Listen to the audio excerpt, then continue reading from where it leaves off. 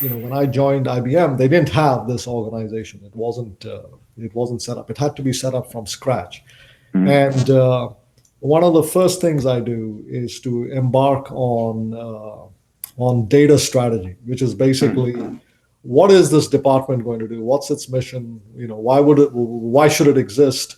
And what is its approach? Yep. What's the data strategy? And the data strategy, so I have 5 steps like that you've kind of got to go through. 3 start on day one, one being the data strategy, and then the data strategy has to be tied to the business strategy. And by Mhm. business strategy, I mean, how is the company planning to make money? Not necessarily how it makes money today, but how is it planning to make money?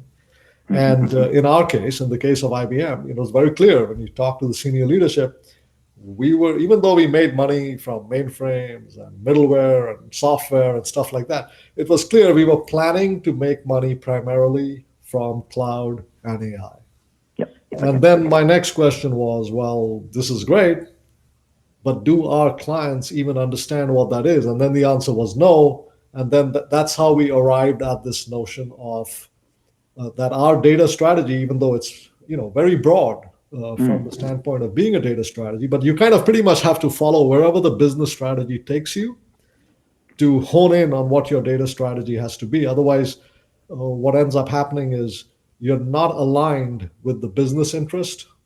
And so very quickly, then you just become, as a chief data or chief analytics officer, you just become a tactician where, whatever is the burning need of the day from the standpoint of data, you just address that, but you don't really have the major strategic impact on the company that data can absolutely deliver. Yeah. Yeah. So, I understand. right. So that's the idea. So we kind of said, okay, this is what we're going to do. And then we had to think about, well, what does that mean? What is a cognitive enterprise? What is an Mm. AI enterprise? What does that really mean?